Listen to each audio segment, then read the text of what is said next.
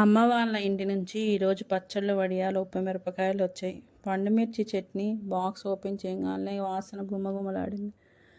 పండుమిర్చి చట్నీలో ఎగ్స్ కొట్టేసుకుంటే అసలు ఆ టేస్టే వేరు. అది కొంచెం చట్నీ తీసుకొని 4-5 ఎగ్స్ కొట్టేసుకొని చేసుకుంటే చాలా టేస్టీగా ఉంటుంది. అదే కర్రీని చపాతీలో తినచ్చు, రైస్లో తినచ్చు, చాలా టేస్టీగా ఉంటుంది. మీరు ఎప్పుడైనా ట్రై చేశారా? ట్రై చేయకపోతే చేయండి. చిన్నప్పుడు అమ్మ వడియాలు ఎండలో పెట్టేది. మనం పక్కనే తిరుగుతూ ఒక్కొక్కటి దొంగతనంగా తింటూ ఉండేవాళ్ళం.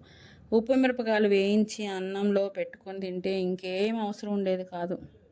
ఇప్పుడు మనం ఎంత పెద్దవాళ్ళమైనా అమ్మ ఇంటి నుంచి ఇలా ఏదైనా వస్తే మనసు మాత్రం చిన్నపిల్లలానే అయిపోతుంది. బాక్సులో పచ్చళ్ళు, వడియాలు మాత్రమే రావు, అమ్మ ప్రేమ కూడా వస్తుంది. మీ అమ్మ ఇంటి నుంచి మీకు ఎక్కువగా ఏం ఇస్తుంది? పచ్చళ్ళు, ఆవకాయ, వడియాలా లేదా ఏమైనా స్పెషల్ చట్నీనా? కామెంట్స్లో తప్పకుండా చెప్పండి. వీడియో నచ్చితే ఫాలో అవ్వండి. ఈ ఛానల్ని ఆదరిస్తున్న వాళ్ళందరికీ thank you. MD family vlogs Telugu ఛానల్ని సబ్స్క్రైబ్ చేసుకోండి కొత్త వాళ్ళని. మీ అమ్మ కూడా ఈ సమ్మర్లో ఏమేమి స్పెషల్ చేస్తారో ఒకసారి చెప్పండి కామెంట్లో. ఇలా వడియాలు, ఉప్పుమిరపకాయలు, చట్నీలు అన్ని డబ్బాలో సర్దుకుంటూ అమ్మని జ్ఞాపకం చేసుకున్నాను. Thank you.